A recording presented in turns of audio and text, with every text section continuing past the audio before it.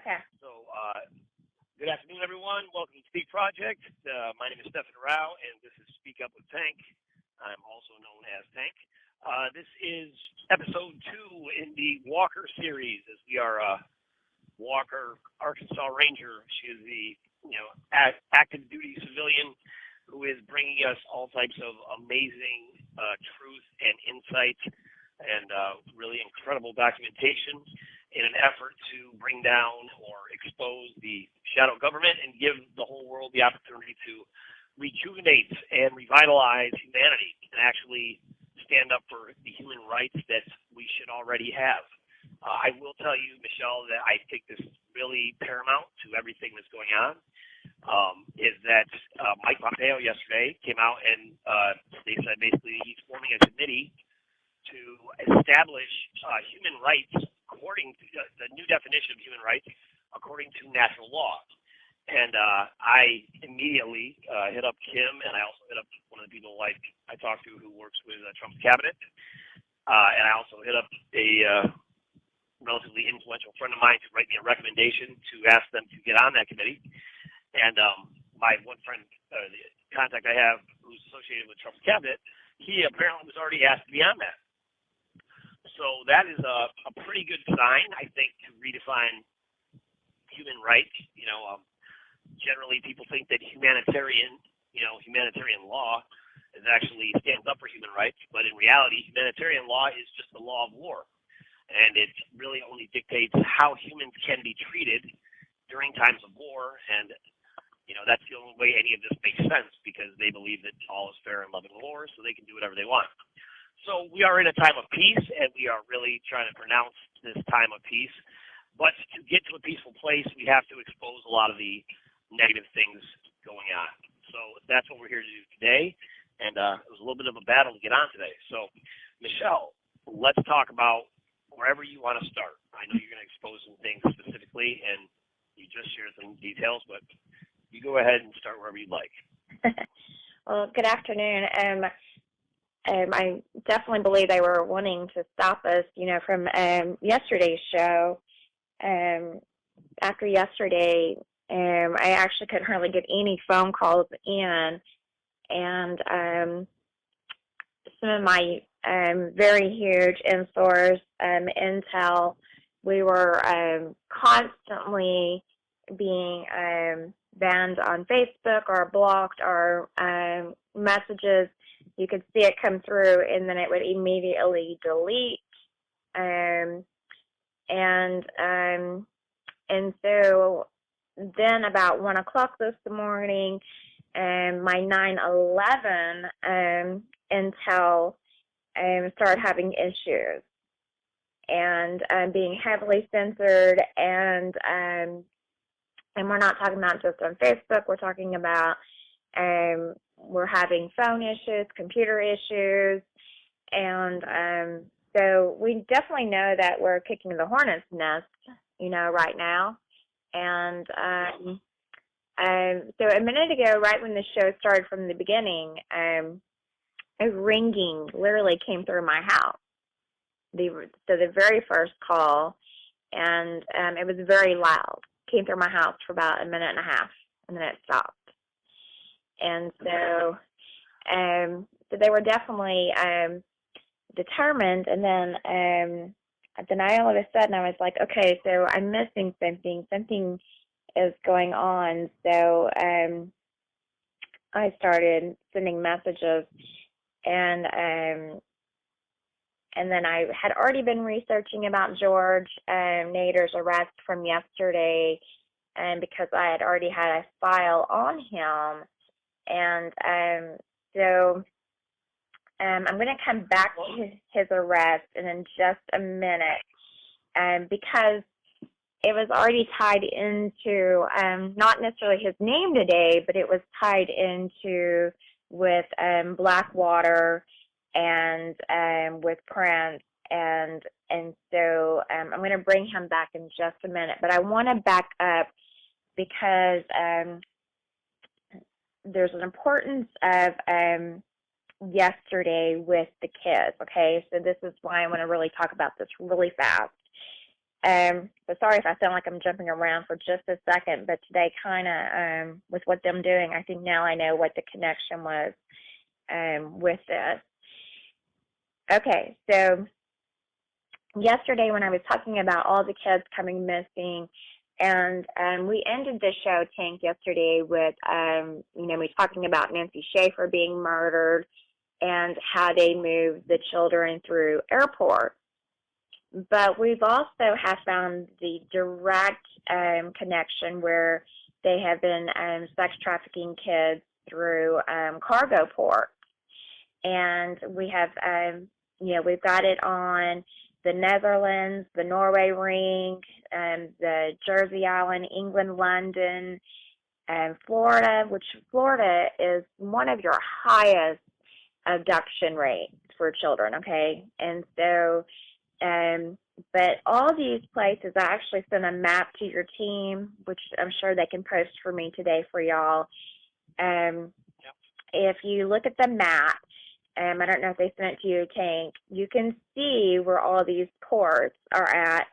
And then I'm also going to send y'all a link today where you can literally monitor every ship that's currently on a facility and where they're at, and these cargo ships. And I've been studying these patterns for, I've been watching this map actually maybe now every day for about 8 months, okay? And so I study where these certain cargo places are moving. I've always said you have to really study the pattern. It's follow the money, study the pattern. And so you can watch these cargo ships, and they were directly tying into the Clinton Foundation. And, of course. And so these shipping companies were used by the Clinton Foundation. And we're not talking about, just a few. And so investigating that, then, I kind of went into Soros, goes into his shipping containers, which, and then that ties into actually Mitch McConnell's, ties into a shadow shipping company. And so, which Mitch McConnell, his connection to those is tied into, which there is actually been a Colombian Coast Guard investigation on that, where there was a seizure of narcotics shipment in the Caribbean port where Mitch McConnell was facing it during the election time. And so that drug test bust that kind of went unnoticed. And so when you see these things, like you and I would think, well, if there was this, cargo type shipping that's tied into Mitch McConnell, and there's a huge narcotic bust, why are these things not being on the public news? Which, you and I will talk about, always Operation Mockingbird, but Mitch McConnell actually ties into, you can tie his all the way back to the 1980s with the George Bush cabinet.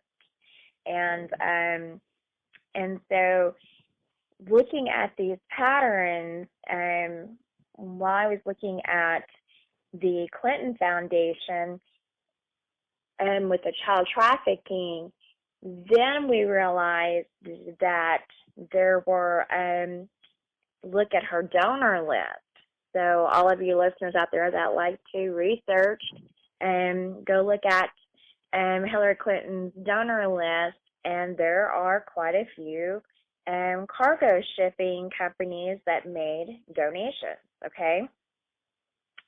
Of course. Right. Okay, so now the reason this ties into so important is that the 1776 channel, which is the ocean shipping container, is in the Florida's deep water, okay? Where you have the NATO nuclear submarines, your record number of cruise ships, and the situated that's, it's really close to the Kennedy Space Center, right? Okay, so this all ties into where the Clintons had given a contract to this cargo company or this channel, and there's always been a safety concern, okay? And it's actually in the House Armed Service Committee opposed that the Gulf Tanner lease on national security grounds, okay? And so Representative Hunter expressed his concerns about Gulf Tanner on the security issue. There was no assurance whatsoever, okay, when this happened, when this lease was given by the Clintons, that this would be a safety issue, that everything would be safe. There have been concerns. Now, Gulf Tanner is close to the Canaveral Air Force Station and the Trident sub base, okay? And then if you follow this, then you can follow the cargo into, that's a channel that's going out, and it has direct connections to the former President Clinton, okay? Then it ties into the Jafar family business empire, okay? Now, the reason that is important is because that is the CEO of the UAE-based Crescent Petroleum, okay? And so he is the managing director of the Crescent Group, president of the Crescent Petroleum, CEO of the Crescent Enterprises, and the parent of Gulf Tanner, all right? And so, then this ties into the former Clintons and the business-backed education, which you and I have talked about, education, and the United Nations, UNNESCO run global educational campaign, right? Right. Okay, so he's over this, which is the campaign is funded by the Varkey Jones Foundation, which was a contributor to the Clinton Global Initiative. A lot of people talk about the Clinton Foundations, but they do not talk about the Clinton, Global Initiative. There are shadow organizations that have never been filed correctly with the IRS, and so it's really because the Clinton Foundation operates as a foreign agent on U.S. soil. Correct. And of course, I'm in Arkansas, and so I have the Clinton Foundation, here. And so, but the reason this ties into is because the Varkey Foundation had more than 2,300 committees through the Clinton Global Initiative to this date. Okay? So there's 2,300 committees, and these committees have a total value over $70 billion. Wow. Right. Because you and I like to talk about money. And so, so then this ties into, when this passed, it tied into the Treasury Secretary of Jack Lew. And wow. Right. And so when you look at Secretary Lew is the one that granted approval to the port with the Gulf Tanner deal without a national security review. Oh. So why would we allow that? That actually happened around September of 2014. So the people that are listening, you can go look at the, if you want to pull that paperwork up, you're going to be looking around the 24-14 time frame. But that was when he approved it. It was almost exactly 6 months after Bill Clinton and Crescent Petroleum CEO stood together at the Global and Education and Skill Forum in Dubai. Now, the reason this is so important is because that port absolutely is the channel that we're finding where they're trafficking these kids out, okay? And you can absolutely even look where, Jafar was tied into with Naomi Campbell. If anybody remembers that, Campbell was romantically linked to Bill Clinton in 2002. If people remember that, of course, people deny allegations, but you know what I'm talking about. But you can, I'm going to send today to your team where you can actually look at the Epstein aircraft with President Clinton in 2002. And, of course, we know about the Epstein scandal, which is coming down again. There have been... This is referring to the Epstein Island. Correct. Which is known to have basically a temple for various sexual rituals, including a rape dungeon. Correct.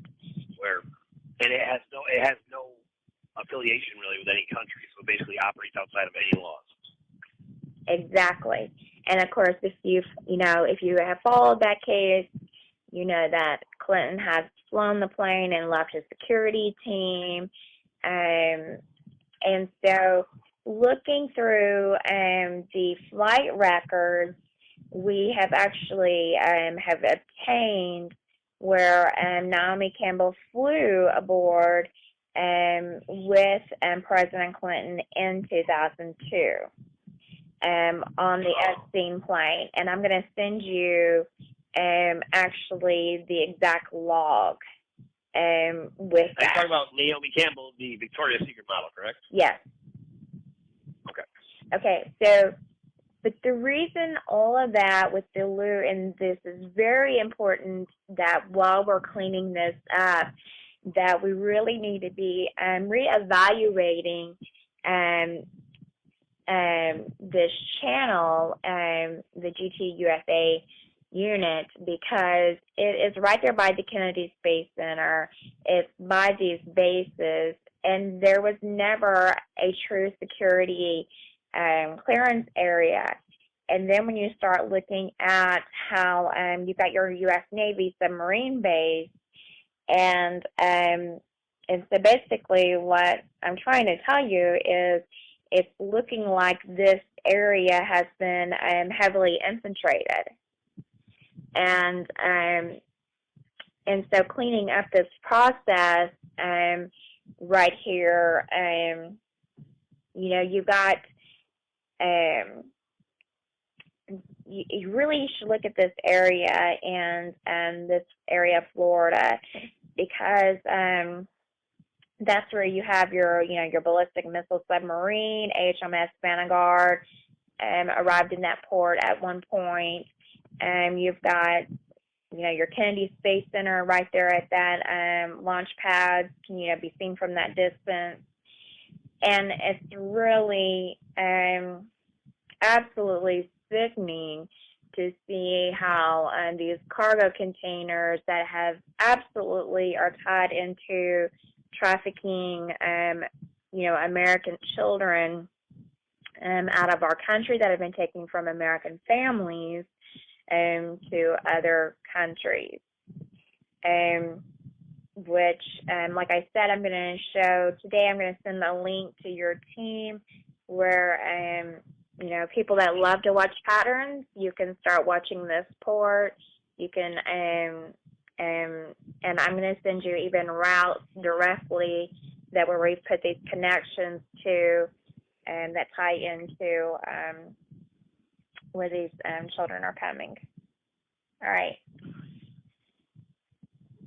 So those we're going to post those things on speakproject.net, and when we post those, we will post a link to the show so you can go play by play, and we will post whatever information that Michelle says is okay to put out publicly, and we will keep everything else hidden as needed. Correct, because the certain absolute intel of locations that we are finding where children are going, our major number one concern is always going to be the safety of the children, and to get as many children back that we can. And so, well, now let's talk about what you just said. Now, what you just said is obvious to every human being.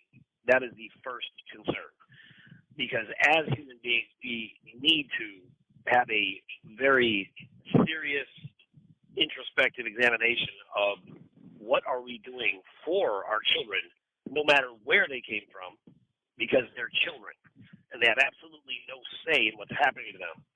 And for us to allow this to go on is really negligence on the part of all humanity. This is not something that is just a selective or personal individual situation. This is the exploitation of our children to be shipped as cargo, essentially, and the obvious involvement of the highest level officials and authorities in our government actively participating, profiting from this experience, in more ways than one, I'm sure, but definitely financially, and certainly it would stand to reason that there are personal practices based on the, what we're going to talk about later with the arrest of Nader, and how that is showing up on his phone. Correct, and which ties into Africa,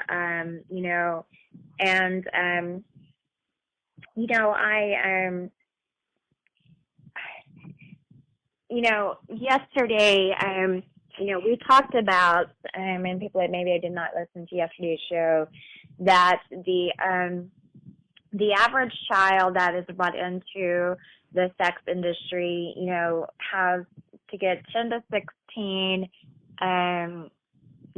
sales, pimps, they are sales, but for customers a night, a day.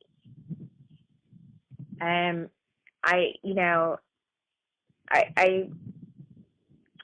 think y'all know by now, I just call it as it is.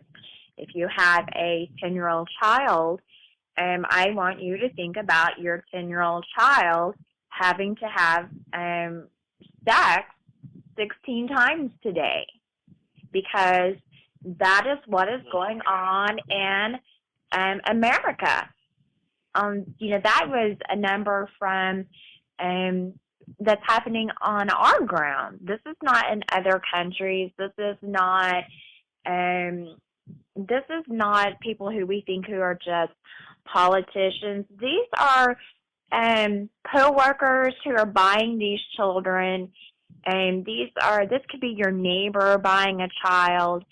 These are people who you may be sitting across the table having lunch with, who because we talk about the sex industry. America is the number one consumer for child sex trafficking right now. It's the Child Protective System, CPS system alone is an $80 billion industry. And so, and the reason I always bring CPS into this when I'm talking about sex trafficking is because that's how they're getting their commodity, and in which they do not consider your children as heritage from God, human beings, your most precious prize. And they literally see your children as commodity. I have got documentation where I have found where they literally talk about moving your children through the CPS system as commodity. And are we still on air? I just got a message that said we dropped off. So are we still on, Tank? I'm checking right now. I think we're still live. We're good. We're good. We're still on. Okay. And so they have literally have put in, this documentation, and they move the children as commodity, and then really ties into the MERS system. And I know your fans have been waiting for an update on MERS and what we're looking at with the affidavit, and that will be tomorrow's show. So I'm really going to tie in how all this ties into MERS, and then how we start, making the documentation with that tomorrow. And so they have tied these children into as commodities. CPS, that moves your American children, knocking on American doors where you do not have any constitutional right. And when you were just talking about,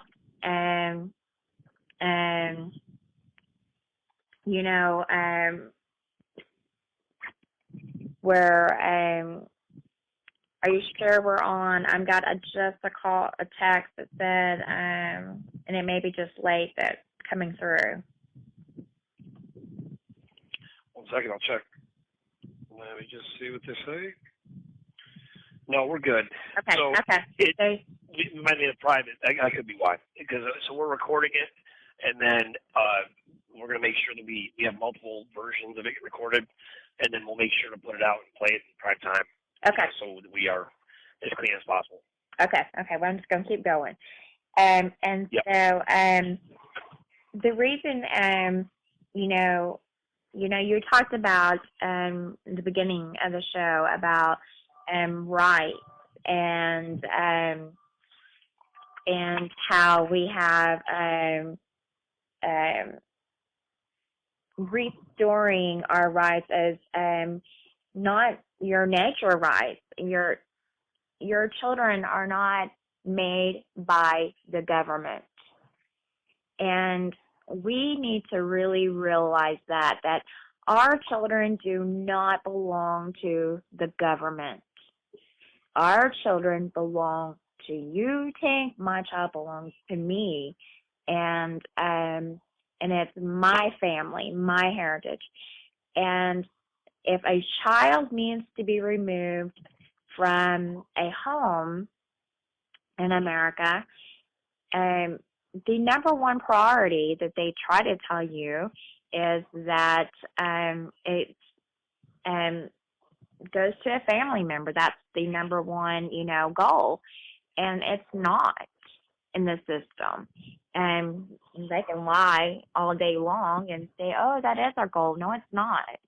And we found in our investigations with CPS that 40% of the children that are removed from American families were already requested before they were moved. And I have affidavits from nurses who work in hospitals who say that their job is to take picture of your newborn and document where that child came from. They send those pictures to Child Protective Services workers, and if that child fits a request that's already been made, and there's going to be probably a knock on your door within 5 to 7 days. Wow. Mm-hmm. So now they're doing this 5 to 7 days after the child is born, potentially. Correct. Or you're saying just at some point they make a request. Okay. Gotcha.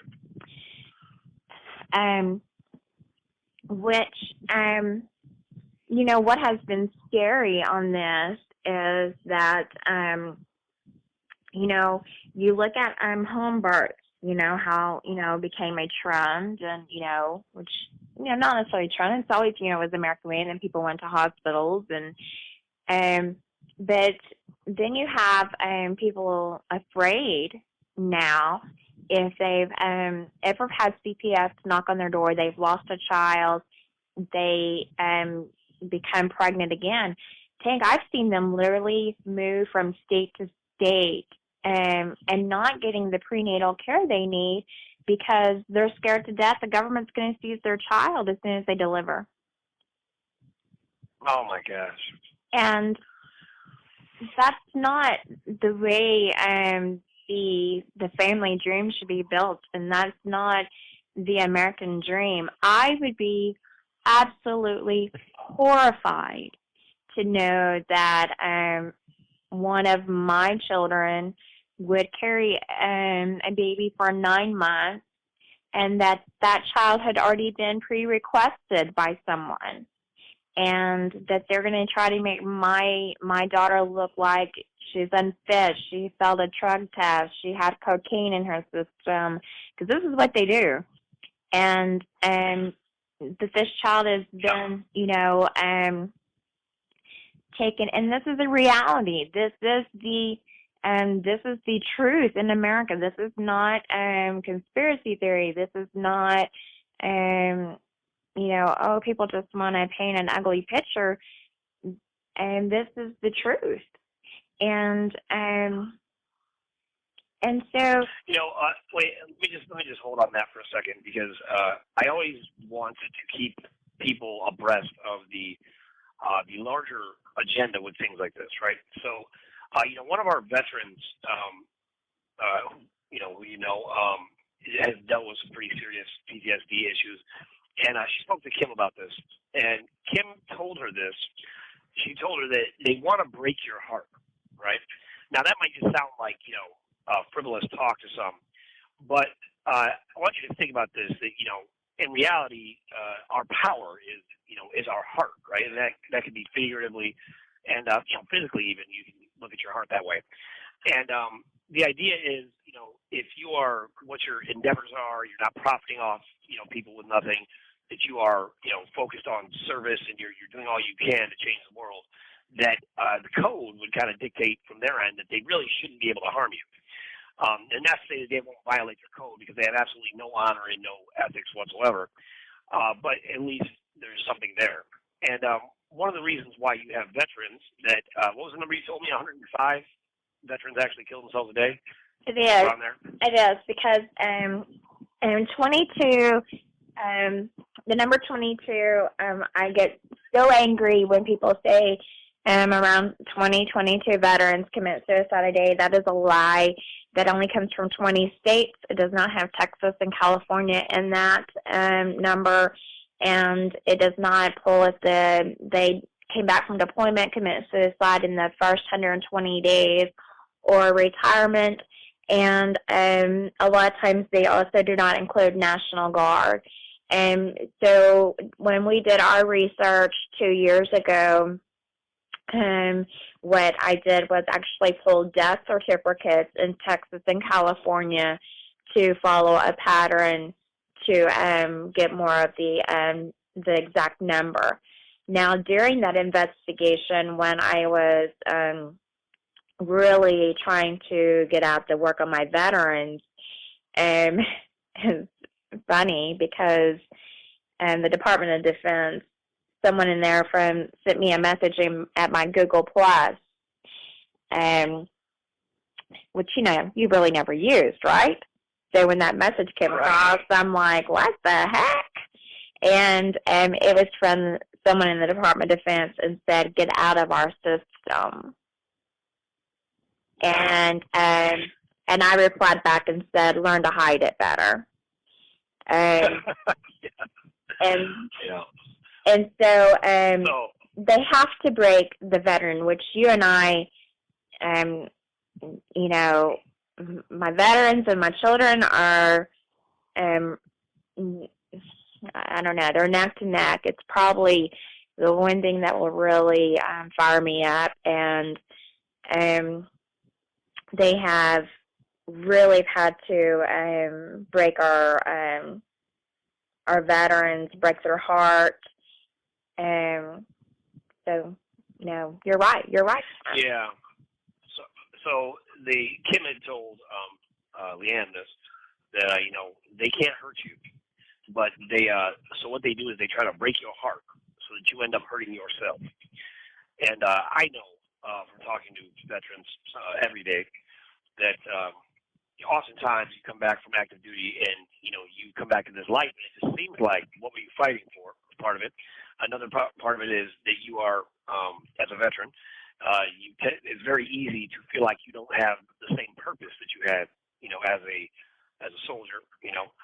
And you know, I'm constantly saying this, and I'll repeat it again. You know, we are actively recruiting for the Corps vets, because I want all of the veterans in the world, particularly here in the United States, to know that you do have a purpose and the mission is not complete, and that I would hope, trying to inspire you to know that you are really on active civilian duty, that we definitely have work for you. I mean, we were able to pull veterans together immediately to, you know, when we were really concerned about Michelle's safety, and they responded in kind to make sure that, you know, at least on some level, that she's provided some kind of protection. And that is true to the heart of what I know veterans to be, that they are heroes, and they are more than willing to do the right thing to help people who might be in danger, who might be, you know, at threat, be under duress, so to speak.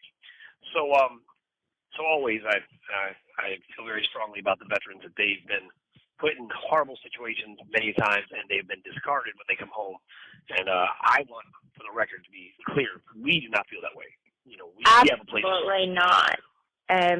My grandfather, both of my grandfathers were World War II veterans, but my grandfather that committed suicide was under patent, and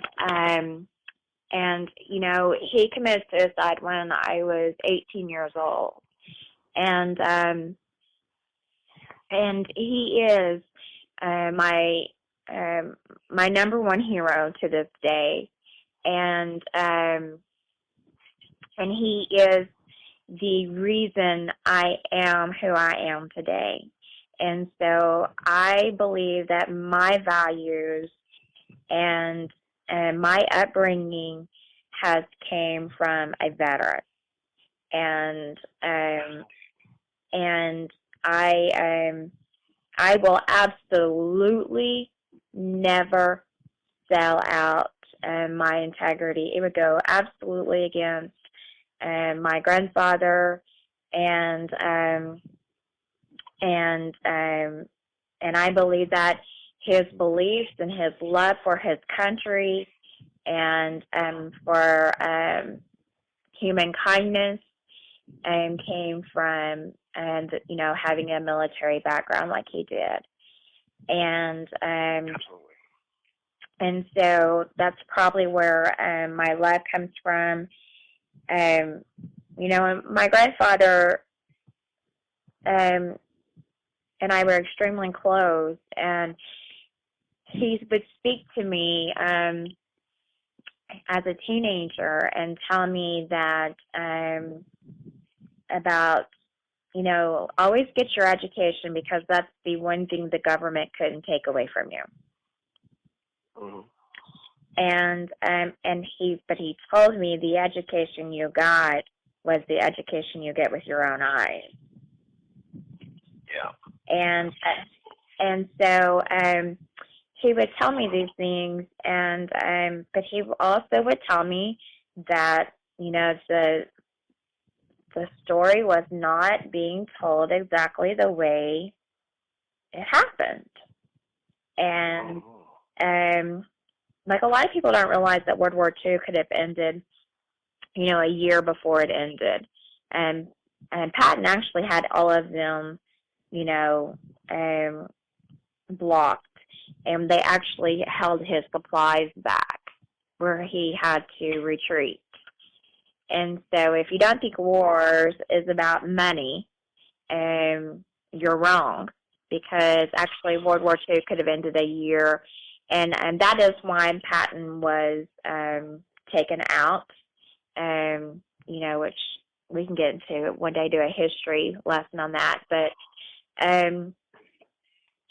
you know, when my grandfather committed suicide, as an 18-year-old, it will change your life, of realizing the neglect that our government did. My grandfather would say when he came back, there were no sources.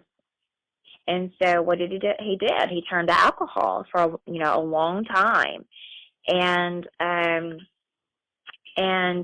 he said there was no help, you know, from the government to deal with what he had seen, what he had dealt with. And as an 18-year-old, literally cleaning up the blood of your grandfather, you know, from his gunshot wound, it changes you, Tank. It changes you to look for an answer, and you want to give the people who are veterans, who have gone out and protected us and have signed the blank check. And I don't care if they go on to the Iraq, Afghanistan, you know, these unjust wars, or these wars that had other agendas. The veterans that did these things, they were on a mission. And I really get mad when people get angry. You know, like, you know, remember how Vietnam veterans were treated when they came back home. Do not blame the soldier. You blame the people that are higher up. And that's right. And so, let's just touch on that, because soldiers who are actually fighting, and you know, they're trained, and in that training, they are really sworn by and honored an oath of office to uphold the Constitution, to protect the country of America and the people here, the American people. And in that, everything they do is built on that. Now, you're also trained to follow orders, because those above you are supposed to have sworn the same oath. And because you believe in that honor so much, you wouldn't even question, when given an order, that what you're doing is in line with that mission. And it is unfortunate, you know, we do talk to lots of different kinds of veterans, and I've spoken to some veterans from Vietnam, and I can tell you that, you know, this was a practice during Vietnam. They would, you know, they had women coming out from the, you know, the brush and handing babies laced with grenades to the soldiers. And sometimes it wasn't even a real baby, and the, you know, the soldier would naturally, what man is going to see a baby, and a defenseless baby, no matter who it is, and not take that baby? And what they did was they would take that baby back to the group, and they would unwrap it, and inside the diaper's a grenade. It goes off and it kills, you know, 15, 20 guys. Now, what they were doing all the way back then is exactly what I'm talking about now. They were, and those guys came back after. I mean, think about it, they lost friends, they lost lives, they lost limbs, and they would come back not to a hero's welcome. Matter of fact, they started subtly bringing back the Vietnam vets, and when they would come back here to the United States, they were spit on and called baby killers to be protest against the soldiers. Now, this is a classic maneuver they use, that they pit us against each other, and we end up, you know, paying for their sins. And that always upsets me. And in this, but back then, what they were doing. Now, imagine you had these same soldiers all hopped up on Agent Orange, which was, you know, everywhere in the atmosphere, and it was laced with LSD. So you had a very toxic environment where everybody was seeing each other as something less than human, right? Because LSD really taps into, a kind of a spiritual, psychological frequency that opens up your channel to see things that you normally wouldn't see. So it created a very fearful and rich environment, and the kill rate in Vietnam was like 65% more than any other war. When that was introduced, because that's what they were trying to do, is get us to kill each other more. They wanted more deaths. So that's very common. But what they were doing with the babies is, imagine a soldier who watches one of his other soldiers receive a baby. Now they don't look at a baby as a human. Now they look at a baby as a weapon, right? So they started breaking our hearts back then. And this is, I keep talking about this, and I will repeat it every day, every chance I get, is there is something called philoprogenitiveness, the natural love for your offspring. All of humanity relies on our natural love for our offspring, because if you look at it practically speaking, a baby is not an asset to your survival, right? Because essentially, if you're sneaking up on an animal, right, they cry, they're going to ruin it, right? They're extra weight. They feed off of you, literally. They're completely reliant on you. So if you were to look at this like an animal, it would be easy to just discard a baby, which is what they're trying to get us to do now. And when they do that, if they're successful convincing us that that is the reality, right, they're already trying to convince millennials not to have children for the sake of the environment, which is completely ridiculous, because there's absolutely no correlation. There's no correlative evidence to show that there's any overpopulation on the planet, or that overpopulation has anything to do with global warming. None. The United Nations says that themselves in their own documentations. So that's nonsense.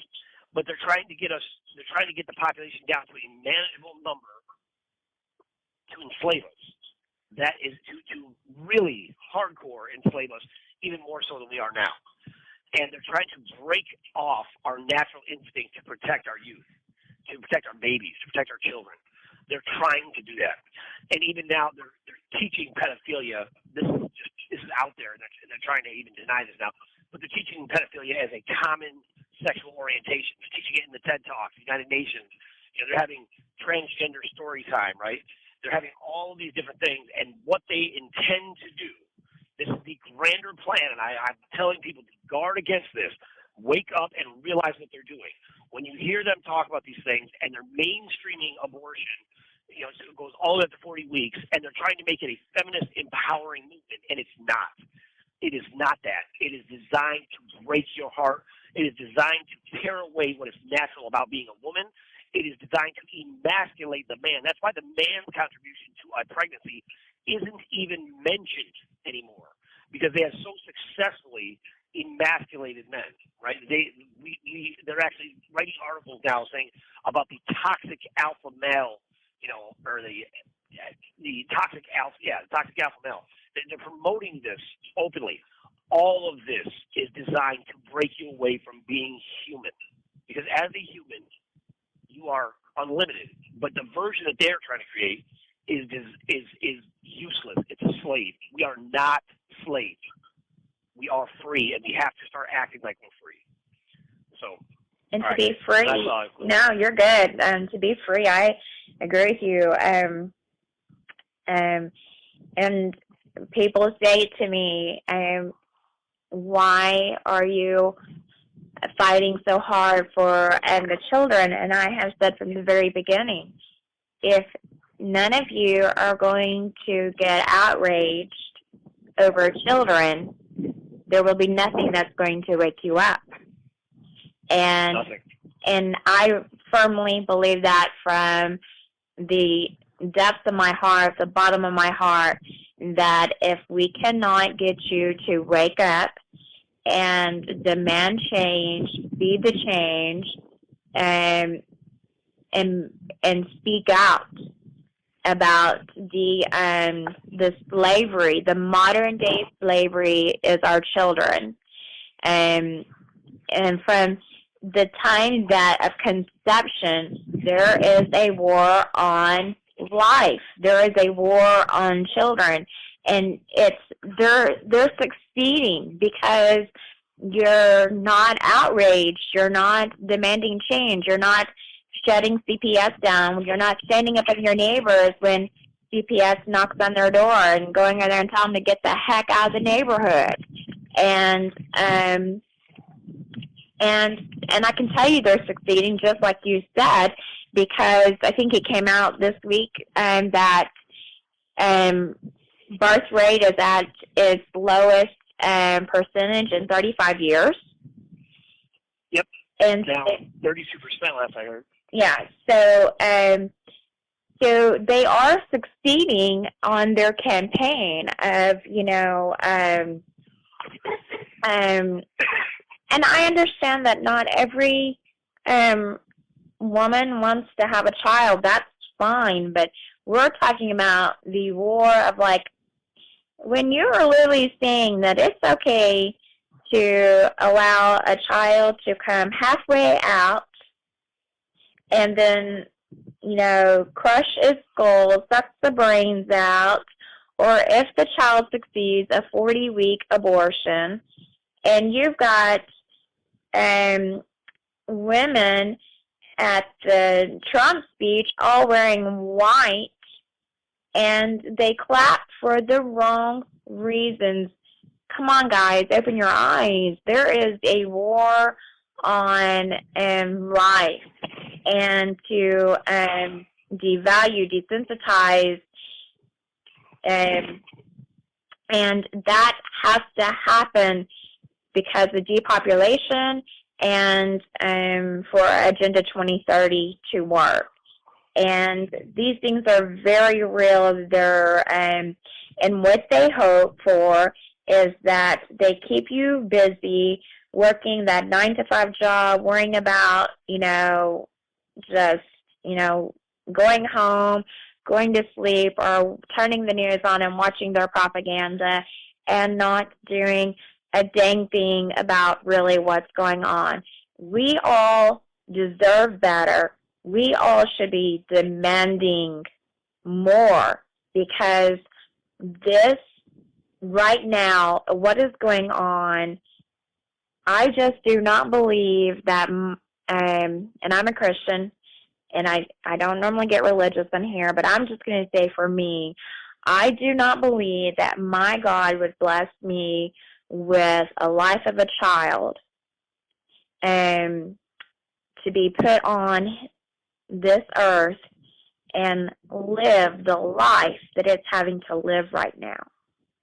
And I believe that right now it is our time, our generation, to change the way this is going for our children, our grandchildren, our great-grandchildren, our future. There is no reason that a child should have to be living the life that it's living right now. And we have failed. Yeah, I agree that there's absolutely no acceptable reason why anyone at this point, we shouldn't even be having these arguments. They're so transparent. They're so obvious. And they have activated this side of people that it can only exist because of programming.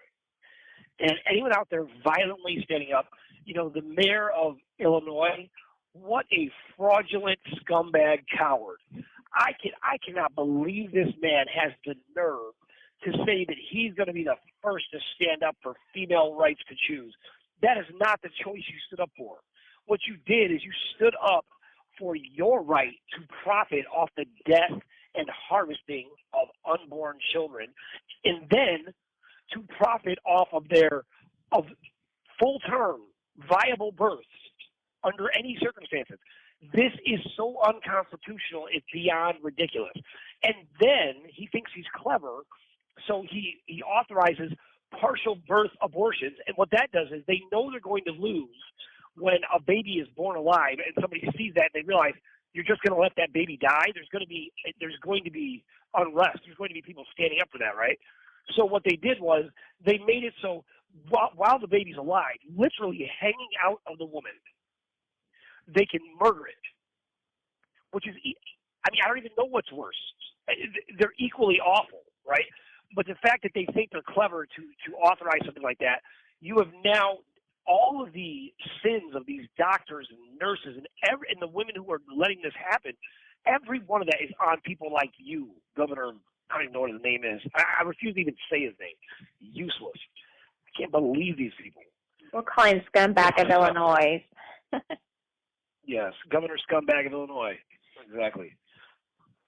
And I agree. I believe it's, and again, I said this yesterday. If you're the doctor doing these illegal organ transplants, because they're happening at the Mayo Hospital, these kidnaps of children are happening. Let's talk about the Arizona Phoenix Children's Hospital seizing children.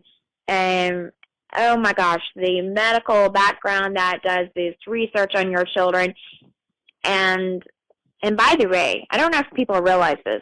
Do you know that when CPS, Child Protective Services, takes your child, they can do any medical research, and your child becomes a test product, basically. They can give your child vaccinations. They can give your child medications. They do not have to give your permission, and they do not even have to tell you your child went through these things. Just like they can do abortions in Illinois. Correct. On a 10-year-old, and they don't even have to call the parents.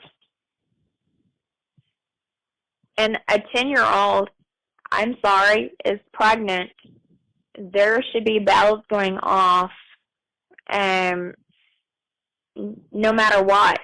I mean, whether it's a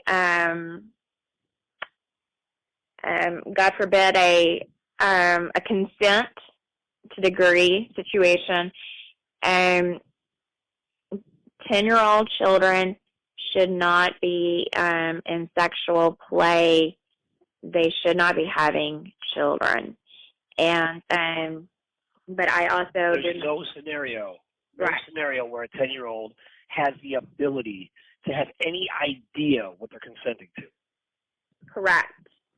And but you're right. The behavior. I mean, look at the college in Texas who their curriculum was talking about like foreplay with infants and children, and actually have that curriculum screenshots of that teacher study. I don't care who you are. If you put a gun to my head, I'm not going to sit there and teach to all these millennials that it's okay to have foreplay or sexual attraction or anything with an infant, a child. Our children are not created for sexual perversion and pleasure. They are as innocent as they should be, and your mind is not just developed for the correct reasons. And I'm telling you, Tink, that is, they have realized that our children in a sexual being is a money-making business. They are making our prison systems where there's a money-making business. There's no, as right now, it doesn't appear to be any gatekeepers of saying. Well, because they bypass these laws and they ignore them altogether, because you couldn't get, I couldn't get a boating permit to do something down here without a thorough investigation of everything in my life. But they'll let the Clinton Foundation be like, we're going to give you a pass on these completely innocent, massive, shipping cargo bays that you're loading up with what we don't even know, and we're not even going to question you. We're just going to put it in there for you and ignore it, right? We're just going to completely ignore that there's any potential, even though there's all types of evidence to show that you are trafficking people, right? Correct. Amazing. And I can't even hardly I mean, if someone says to me, you're wrong, there is not this war on children. Okay, today, go read the news and look up pedophiles who have been arrested and look at the court system. And I will guarantee you that you're going to be able to find a news report this week where they got 4 months in jail, or he was a good deacon in his church, so the judge, was lenient, 5 years, or they serve 4 years for raping an infant. But then if you get caught with a joint, you're 20 years in jail.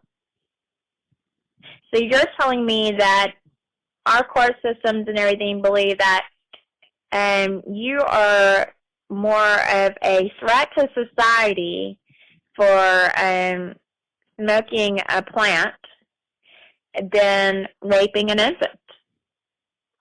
And how is it? I mean, this is, I actually, we do have a group, and we are, there's a law that was passed by President Trump finally in December, after years of waiting, right, of these nonviolent offenses that were overly, that were penalized dramatically, right, like they had excessive terms.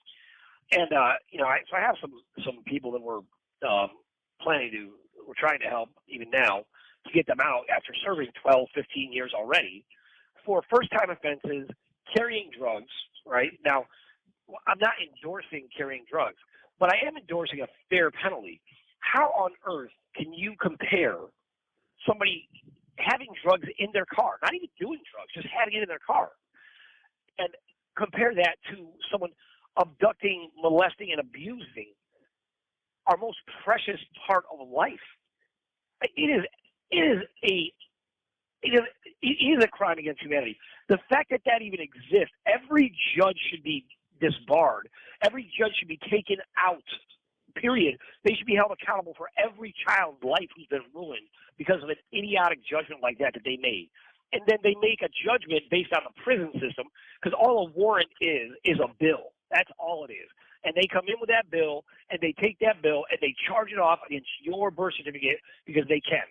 That's what they do. Exactly right. They get a bail bond against your birth certificate, against money that belongs to you. So they arrest you for something stupid. And then half these organizations, I tell people this all the time. One of my veterans told me this. He's like, if you get pulled over, tell them you do not agree, you do not consent. Just like you said, I do not contract with you, and I want to see your oath of office. Because if not, 90 they're seconds. an illegal mercenary who is literally there, and they're pulling you over, and they're carrying a gun, right? And you don't know who they are. I got bumped off a broadcast the other day, in this exact situation where I got bumped off the broadcast. Suddenly everything went dead. Like, I didn't move. I had 4 bars of service. I had internet. I even had Wi-Fi service. I got bumped off, and all of a sudden, unmarked car pulls up on me. 60 seconds. Unmarked officers. I mean, that's incredible, in my opinion. That's even possible. Tank, the other day, I was on the phone with someone about 2:30 in the morning, getting some information, and we were video chatting with each other, and I looked out, and there was an unmarked car in front of my house, and so, truthfully, I just went in there and got one of my guns, and it has a scope that has a laser tag, and put it on the car, and they drove off real fast. And of course. And so hey, Michelle, one thing. I think we're about to get bumped off. Okay. We're gonna pick this right back up. Let me just make arrangements and see what we have to do. I apologize for that, but we had a little issues there with the show today. So I will. I'm going to call you right back, and we're going to pick all the stuff because I know you had a lot more to share, and I kind of got you derailed a little bit. Okay. But I'll call you right back in 5 minutes. Okay. Okay. All right. Thanks. here still with Michaele Walker, part 2B of the Walker series. And we are talking about some very, very important issues that are absolutely paramount to the liberation of humanity. And we did get a little bit cut off there earlier today. We had some issues with the with Blog Talk, and I refuse to allow that to be a hindrance to get this message out. So, Michaele, are you there? I'm here. I love it. That's a soldier. Okay, so let's continue our conversation here. So we have been talking about the really guilt-ridden Clinton Foundation and various other organizations, all of them actively participating in some type of human trafficking. There's lots of evidence that you have, including, contracts and donations and various things that attach back to cargo shipping out of the most active child trafficking port in Florida, and also, many other things that you brought up today. So just to give everybody an idea of where we're at, we are in the fight and in the battle for really humanity. And I don't say that lightly. I'm not just talking to say something provocative. This is the reality. They are trying to break the hearts of the people. So, Michaele, now right now in this moment, we went through a bunch of different things that happened, and I know you were talking about Judge Nader being arrested.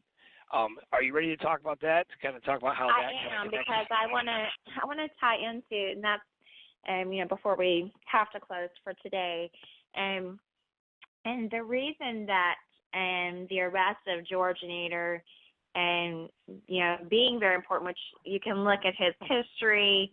I mean, gosh, he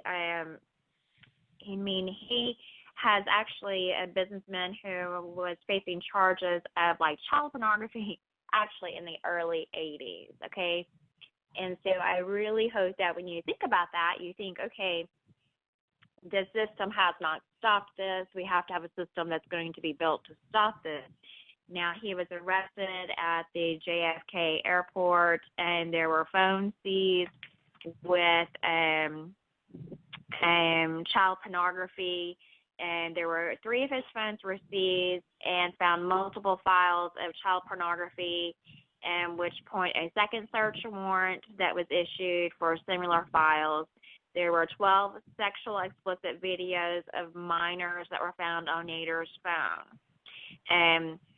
And so when you look at him as, George Nader being, people are like, okay, so why is that important? He's a businessman that he was in the Robert Mueller's investigation. He's actually in that report over 100 times. He's one of the key witnesses to the Mueller report. And correct. He had already pled guilty in 1991 to similar charges. Right. How is this guy? How is he able to judge anyone? Correct. And so, so when I told you his arrest was okay, I had already started watching that yesterday, and the reason that I already have a file on him is because Nader proposed to the leaders gathered on a yacht with an elite regional group of 6 countries, okay, which supplement both the Gulf Cooperation Council, that's GCC, and the Arab League, okay. But he wanted to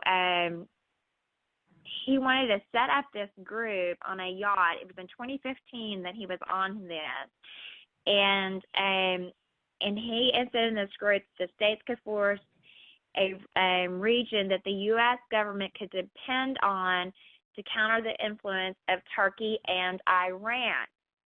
Okay, he said that in 2015. Now, the reason this is so important is, what do we see right now? Iran, right? And he's in the Mueller report 100 times. Now, he's also tied into when you look at Nader and you look at the National Drugs Control Agency, which, by the way, also yesterday, Nader was arrested, and yesterday in the Dominican Republic, the National Drugs Control Agency arrested six people, and seized 54 bricks of cocaine at the Casa de Campo camp. Okay.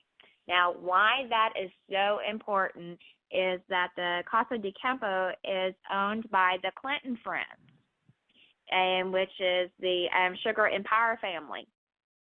And that organization, and in 2014, the Casa de Campo owner Singer and Mark Anthony's foundation was co-founded with Henry Cardenas, and it ties into, again, child trafficking, okay?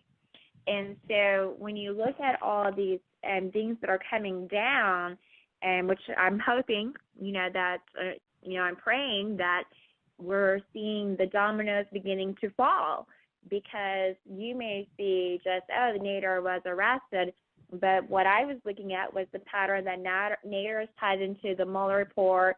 He was backhandedly trying to set up with other Arab 6 countries, with Turkey and Iran. And Nader has definitely a direct contact with Podesta and the Clintons. And you just want, to finally see all these perverts go to prison and never see freedom again. And Nader has he has spent time in jail. He one time got caught for he paid an Israel RC company for launching a social media campaign to support during the election campaign, but then he got arrested. Now he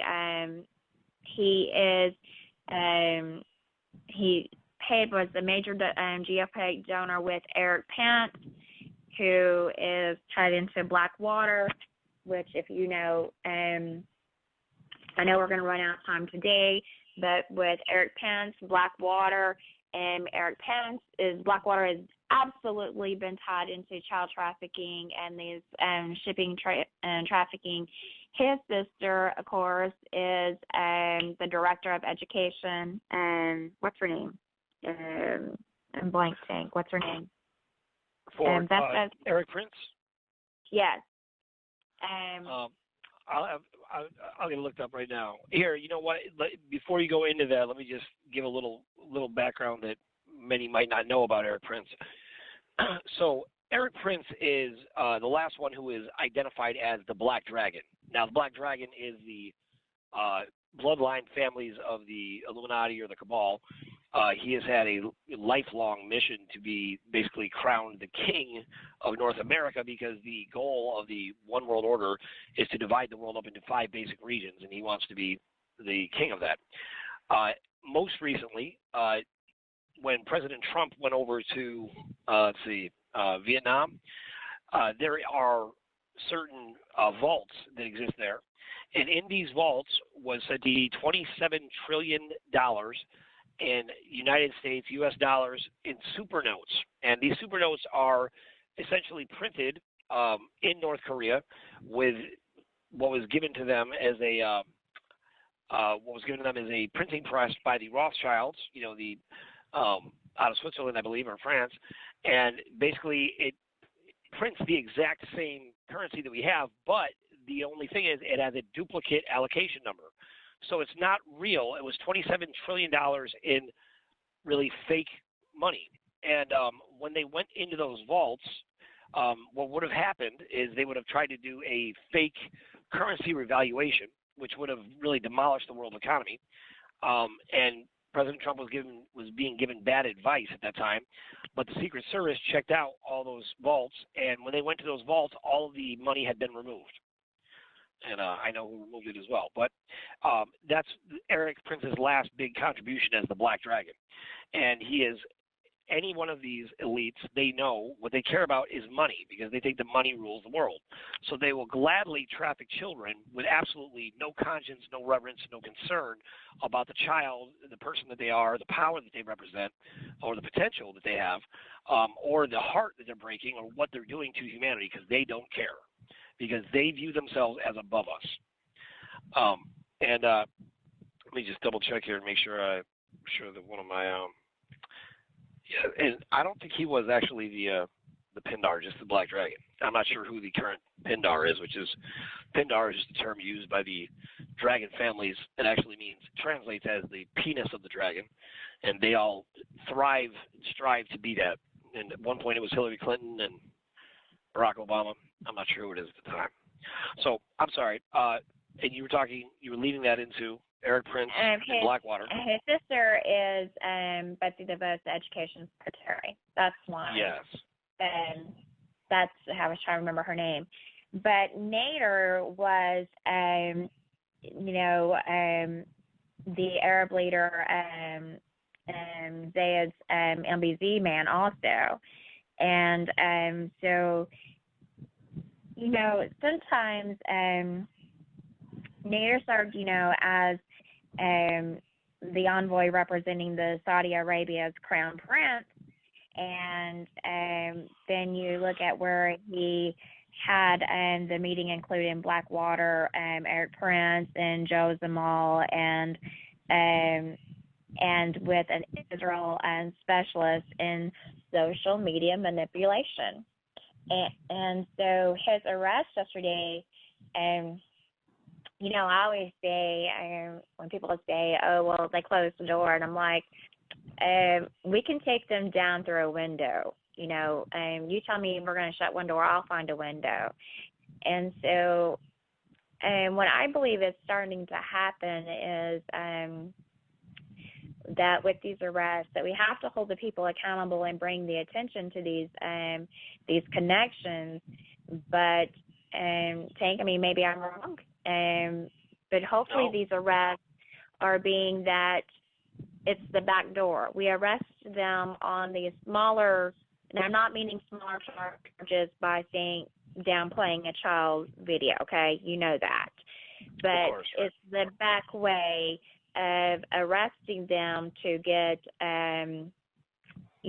bigger intel or to bring the system down. That these people have to realize that, I have to say, that the people that were hunting, you are now being hunted by us.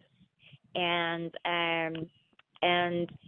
I believe that these arrests and the child major players that are being arrested, if we keep putting pressure, we can hold these people accountable for modern child slavery. I agree, and I agree with both parts of what you said. Yes, we don't want to minimize this charge because obviously it's real, and notoriously, these characters they get off on some ridiculous, charge that tax evasion or some nonsense like that. But in this particular moment, what it is where did they get cocky, right? So he's keeping, this information on his phone still, and, they met him right away because he's a flight risk. That's why as soon as he got off the plane, he was taken into custody. Now, obviously, in my opinion, they are planning to link him to much more. Now, my sources tell me that, and I just got this call before you and I got on the line today, that Bill Clinton has rolled over on Hillary. And now if Bill Clinton actually rolls over and actively contributes something, as far as that goes, obviously this is not someone that you're going to allow off with anything. He should definitely be chemically castrated immediately. He should be convicted for his own crimes. So I'm not sure what the deal is, why he would, roll over.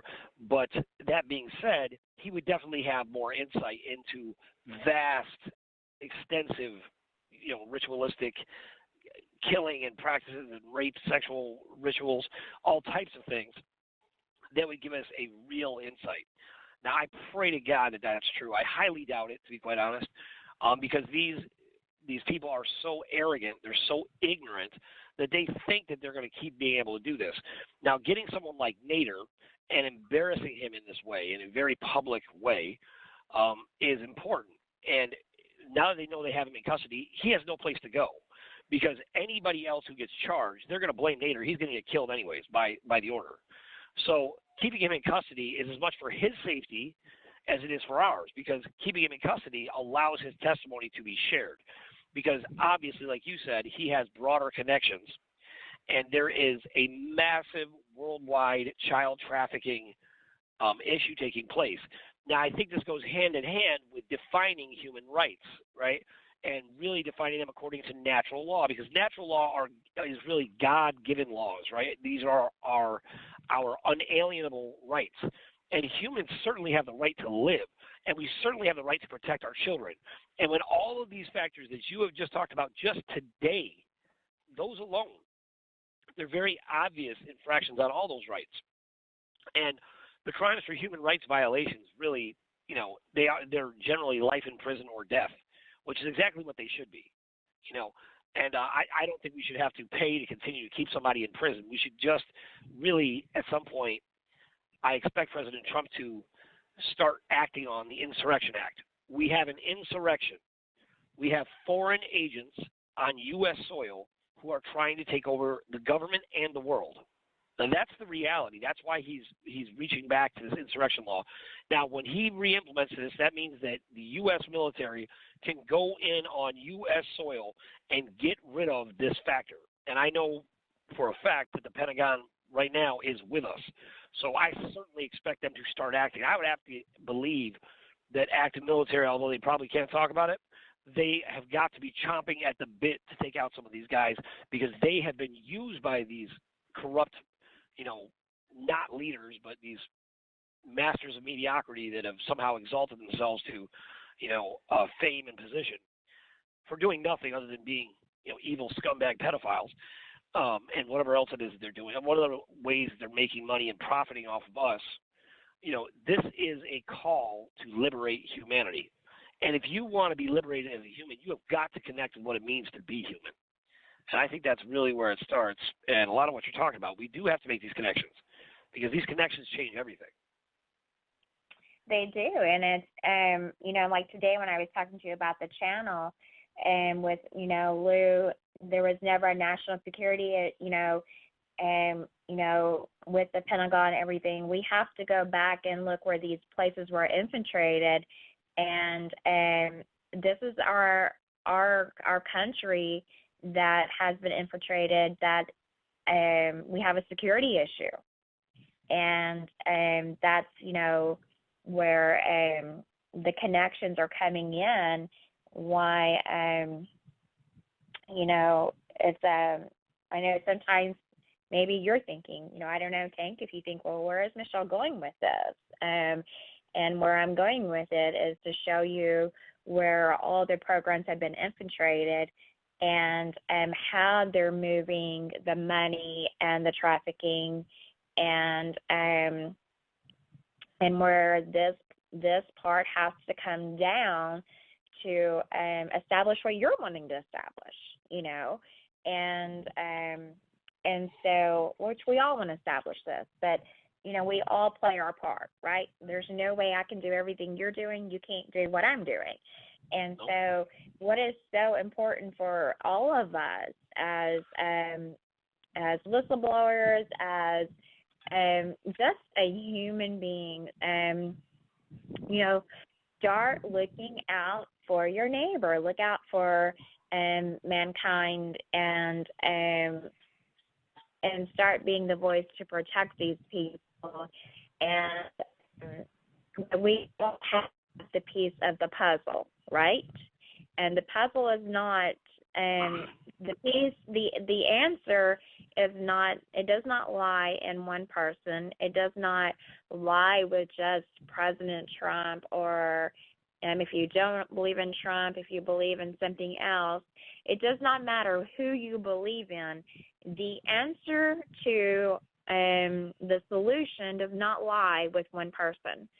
The That's right. solution lies with every single one of us.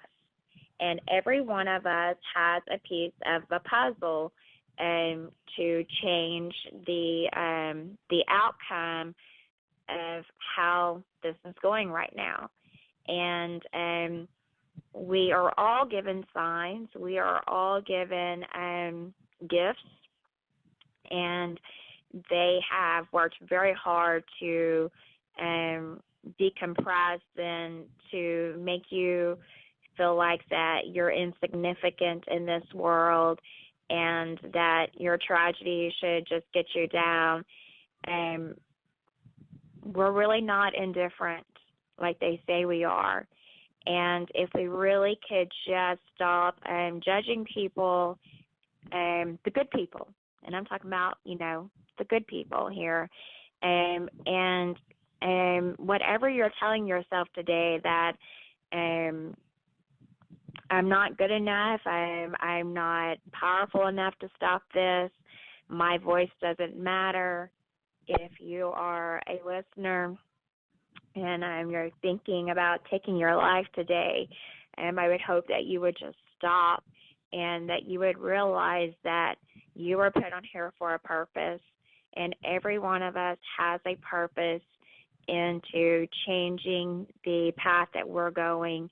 And my cry out today would be that you would help us with the research, with these pieces. If you know something, speak out. And the people that have the power of the bee to arrest these people and hold them accountable, let's do that. And if you're a judge, if you're a governor, if you're a congressman, and you're not going to hold these people accountable, then get the hell out of the way, because if you don't get out of the way, we're going to move you. And we're coming for change. That's right, girl. Preach. That's what I'm talking about. Listen, I'll tell you what. This is one of the most powerful realities anybody can come to grips with. When we look at big numbers, there's this view that intelligence, has to make decisions about the masses, right?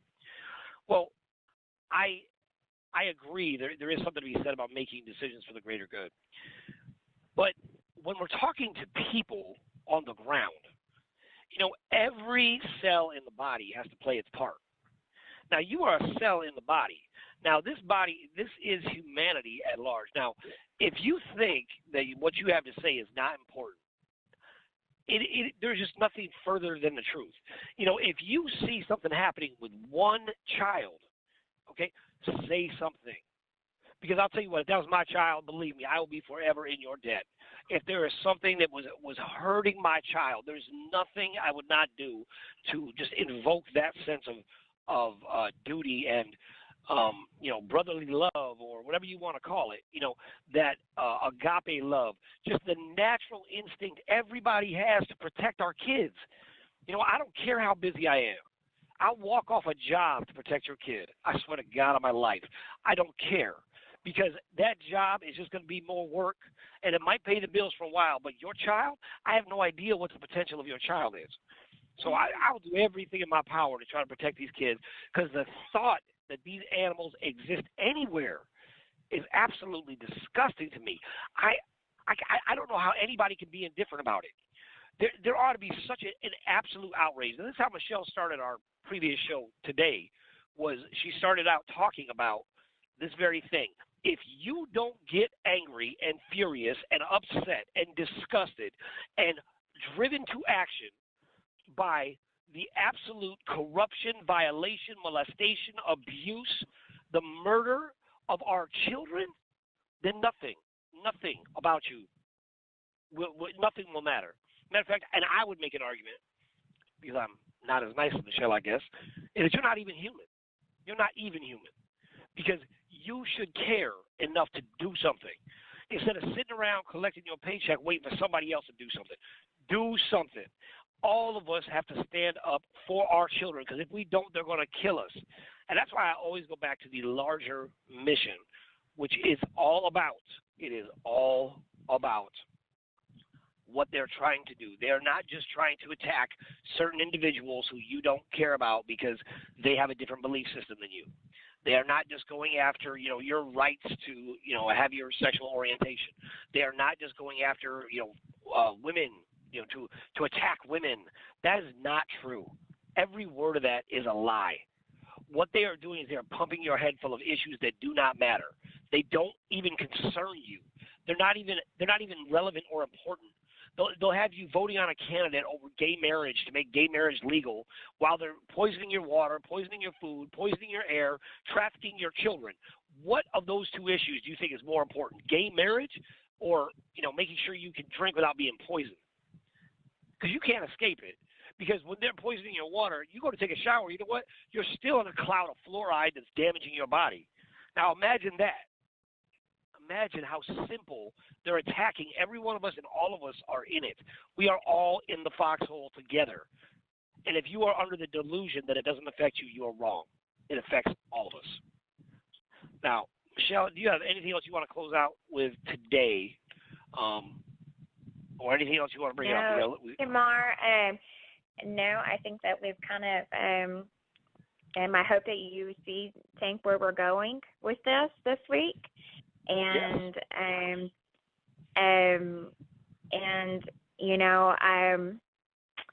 I when I close it, I always close it on positive, peace, love. But today, the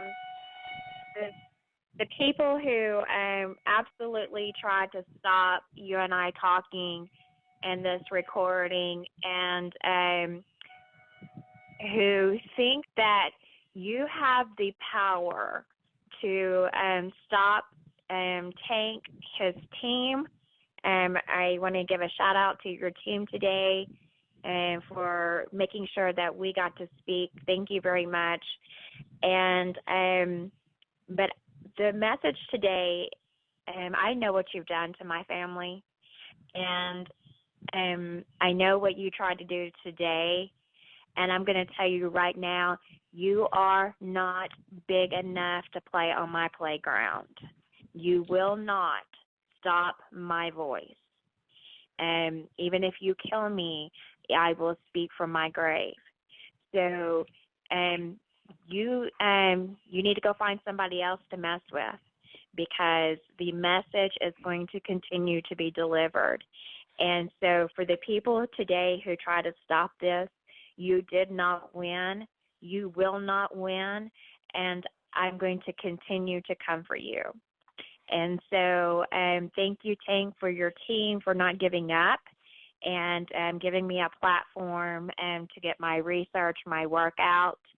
And thank you to all of my people who protect me. Thank you for your team who other day who was willing to load up and have offered security for me. I absolutely appreciate, love all of you. You're all in my prayers. And if you do not think you have value, hey, call Tank and tell him to give him my number, and I'll call you and I'll tell you how you have value, and we'll change your life. Change your life. That is a woman after my own heart. Well, I will tell you this, that Michelle and I did discuss she's going to be working with the Corvettes. Michelle has a stellar track record working with veterans who are suicidal or who have been suicidal.